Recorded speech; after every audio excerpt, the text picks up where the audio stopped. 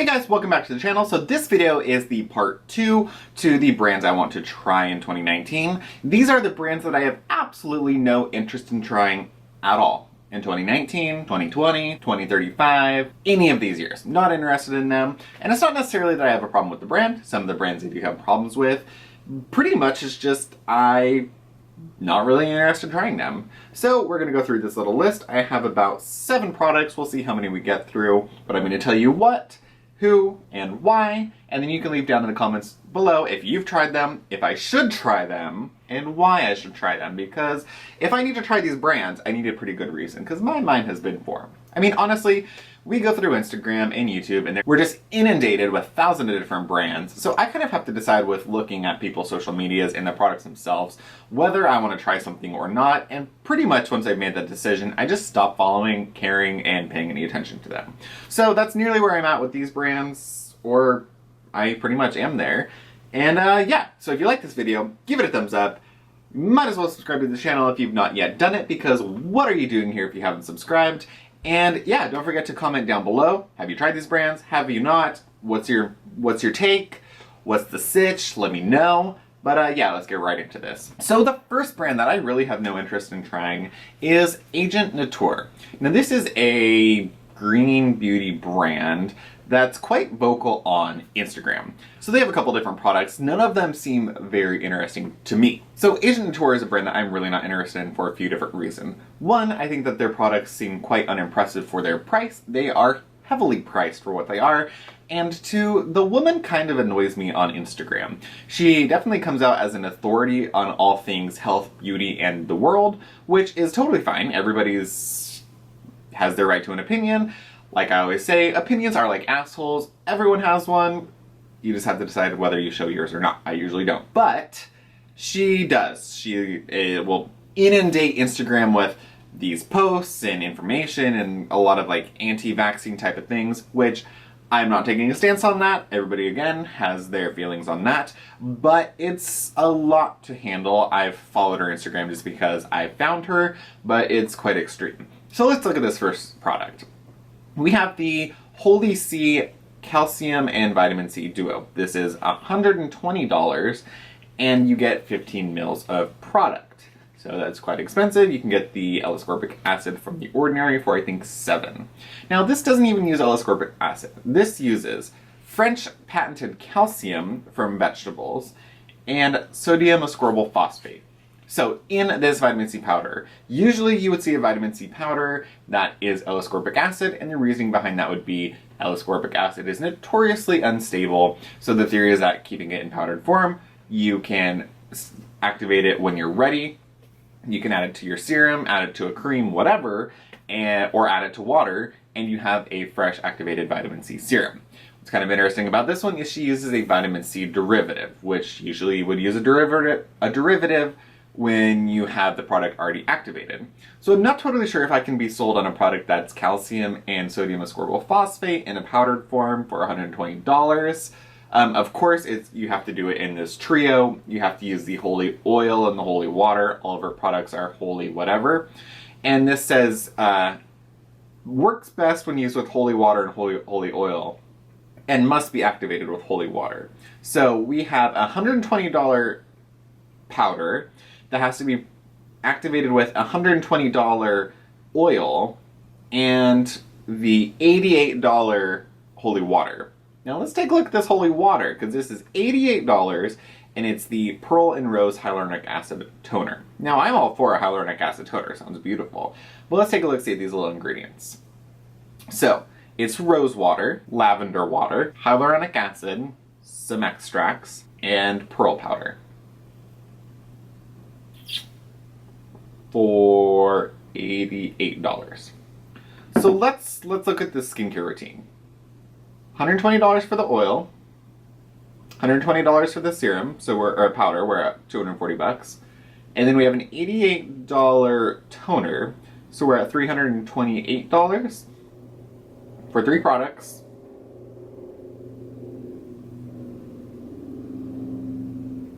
Seems like a lot to me. Then she has like a coconut milk bath and some other shit, and adaptogen, ocean adaptogen special powder, then like a shaving oil and some other shit like that. So yeah, that's all I have to say. You know what I'm saying? Like, seems a little next level. Plus, just her presence on Instagram is interesting. I highly recommend. Check it out. I'm going to link her down below just because maybe you love the brand and you support her a lot. The next brand that I am just not really interested in trying unless somebody wants to give them to me to try, which of course I would love to try them, is a brand called Sente. They're a medical grade skincare brand that's kind of newer to me. I have seen them only within the last couple months. So the science sounds interesting behind them. So I did some reading, and the science is really interesting. So they have a patented technology where they use sulfated glucosaminoglycans to help promote rejuvenation and multiple sides of aging. So they've noticed that glucosaminoglycans decrease as we age, and they found that they're fundamental in keeping epidermis and dermis healthy and young and looking good. So they say that the sulfated glucosaminoglycans play a more significant role. So an example of a non-sulfated glucosaminoglycan is hyaluronic acid. They find hyaluronic acid to be a useful yet pretty insignificant ingredient, stating that it really just hydrates the skin, which we know. They're saying that these sulfated glucosaminoglycans include heparin sulfate, dermatin sulfate, and chondroitin sulfate, and those are supposed to help with hydration, elastin and collagen production, reduced inflammation, and cell proliferation. Now these all sound great, and with that, you have me sold, especially because these people are biotech engineers or biotech entrepreneurs and scientists. So I am all about that, and I think that really science-based skincare products are fascinating and usually effective. My problem comes from the ingredients themselves, and not even their special ingredients, because I think those sound fascinating, and I may give these products a go just because I'm interested in them. But my problem comes from the first couple ingredients in their ingredients lists. They have these luscious, effective, fascinating ingredients, but every single ingredients list that I've read so far, I've read through a couple creams and about 3 serums. Every single product either has dimethicone or cyclopentasiloxane within the first 3 to 5 ingredients, which I don't like silicone in skincare products necessarily. I don't have an aversion to them. I wouldn't go, oh, this has some silicone, I love the product, but I'm never going to use it again. I think silicones have a place and can be used in certain products. My problem is when brands like Lemme or this brand have silicone in every single one of their products. So the thing about silicone is it's going to give you an occlusive layer, it's going to help with transepidermal water loss, it's going to hold hydration and moisture in. Silicone can do some stuff for the skin. Going to give your skin a good feel, act as a primer, etc.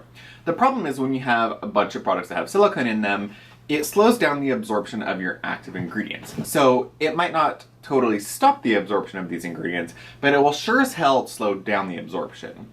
So my thinking is that when you keep stacking silicone on silicone on silicone, are these ingredients, these great beneficial sulfated glucosaminoglycans, are they actually getting into the skin effectively, efficiently, or at all? By the time you've got to your serum or your cream, are these ingredients actually penetrating and doing what they're supposed to do? Because if you have all these special ingredients, but they're not getting in, I don't know if the product is worth the couple $100 price tag. You know what I mean? You're gonna pay a couple $100, you want that product to work, or you're pretty much just going like, you might as well throw money at a stripper because at that point you're not gonna see the money again anyways, so what's the point? This is a medical grade skincare brand, as I said, and they don't have a ton of products. They have a cleanser, a couple cleansers, an SPF, some creams, eye cream, neck cream, and a few serums. So you do have to purchase them through medical grade e-tailers or professionals,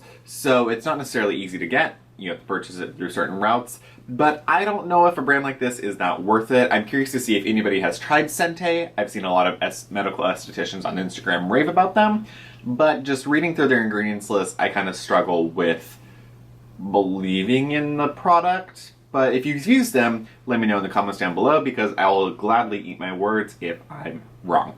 Let's talk about the next brand. Next brand that I'm not really interested in is Laurel Whole Plant Organics. Now, Laurel is pretty popular, I'd say, within the green beauty community, and the products themselves seem nice. I think that Laurel probably can create really nice cleansers and masks. I think that you can get a lot of really nice cleansers and masks from green beauty brands. But I think when it comes to really effective ingredients and effective products, I don't necessarily know if green beauty brands are the most effective, especially when you're focusing on only using plants.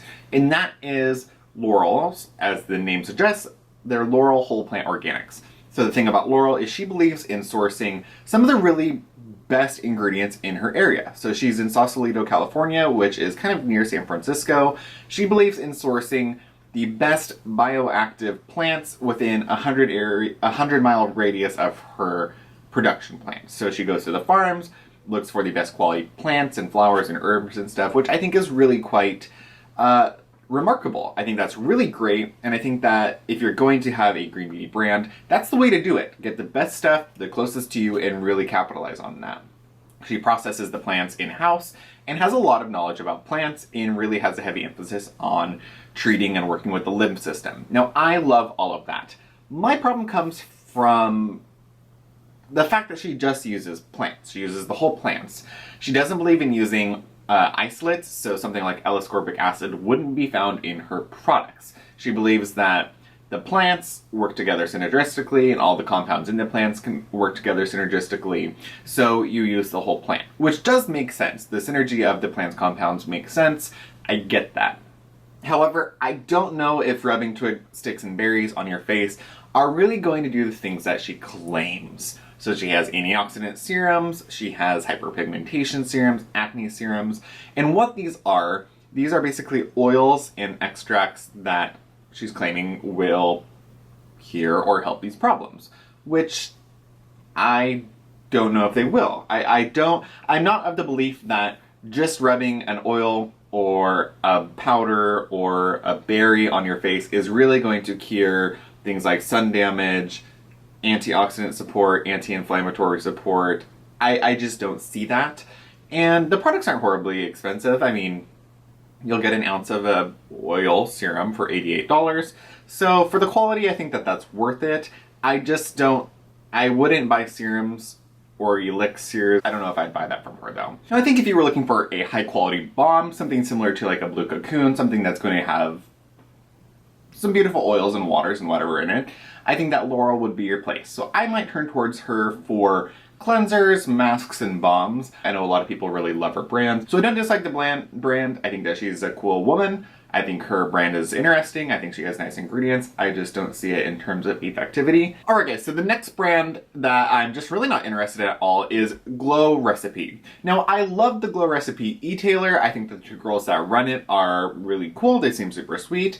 And there are a lot of really nice products on Glow Recipe's site. Now, the Glow Recipe products in general that we're seeing on their website and in Sephora just seem not very good, to be honest. I've seen a lot of people say that they've tried the Blueberry Bounce Cleanser, and it's really kind of stripping and very basic, not very exciting. Of course, they had that watermelon overnight mask that didn't really work very well as an overnight mask, but didn't work very well as a regular mask. Then they've created a sheet mask from that. Honestly, the products just look average. I mean, they might appeal to a young demographic of Sephora customers that don't know much about skincare or not really into the heavy hitting products yet, which is totally fine. There's a market for everything. I just think that I myself have no interest in trying them. I've seen them multiple times. I've looked at the ingredients list and they're just, you know, they look fun, they look cutesy, but I just don't need to try them. The next brand that I really don't have any interest in trying is Lee. Now, I know a lot of people seem to really love the cleansers. Of course, the CoQ10 toner has a moment. A lot of people seem to like that. And I believe that Lee has a really interesting story. If I remember correctly, she was a cancer patient, had like a fatal form of cancer. Correct me if I'm wrong, I don't totally know. But then she created the skincare line. The products seem nice. I think that they're nice quality products. I just don't see anything that interests me. She has like a squalane oil, There's like an alpine apple stem cell serum that I think is pretty expensive, and honestly I don't know what an apple stem cell is going to do for me. I'm not an apple, so I don't know how that works. Cleansers are nice, but I don't know. I'm not interested in that. I've had a lot of opportunities to purchase Indie Lee products, and I've just never wanted to. I don't have any interest in it. So that's that. And then the last brand that I really don't have any interest in trying is Garden of Wisdom. Now I know our Garden of Wisdom kind of came in when The Ordinary was in a little bit of a lull. Like, The Ordinary had their thing going on, and then Shabir of Victoria Health came in and helped. He didn't create Garden of Wisdom because they were already a fully functioning brand, but he came in and kind of helped them to reinvent themselves and really brought them to the forefront of the skincare community's attention. That noise in the background is Preston making a bed in my hamper. So Shabir and Victoria Health help to bring Garden of Wisdom to the forefront of people's attention, and I think that they have a lot of nice products. I think they have a nice price range, but basically they've created almost identical products to The Ordinary. So I guess if you're looking for the Ordinary alternative, then the Garden of Wisdom would probably be your go-to brand. But I feel that I would purchase from The Ordinary now, and I can get that in the States. So I don't know if the availability of Garden of Wisdom products is easier. I don't know if they sell out as much as The Ordinary or not. I guess it just kind of depends on personal preference. Are you not on The Ordinary anymore? Are you onto Garden of Wisdom? But there's 1,000 different brands now that have that same business model. So I think that you just have to find which one of those looks most interesting. The Inky List is a new one that's coming out that seems to have some new innovative ingredients. So they kind of look like they're going to be what The Ordinary was, coming out with a lot of new ingredients, some new innovative things at a low price point. So they could be interesting. But yeah. The Garden of Wisdom, I don't have anything bad to say about them. I just think that they're almost an identical twin to The Ordinary. So I don't need to try them. I've tried a lot of those products already, so can't be that different. So that's it for this video, guys. What products or brands are you not interested in trying just at all, and why? I would love to hear your reasoning. If you enjoyed this video, again, give it a thumbs up. Let me know in the comments down below, and I will see you guys in the next video. Bye, guys.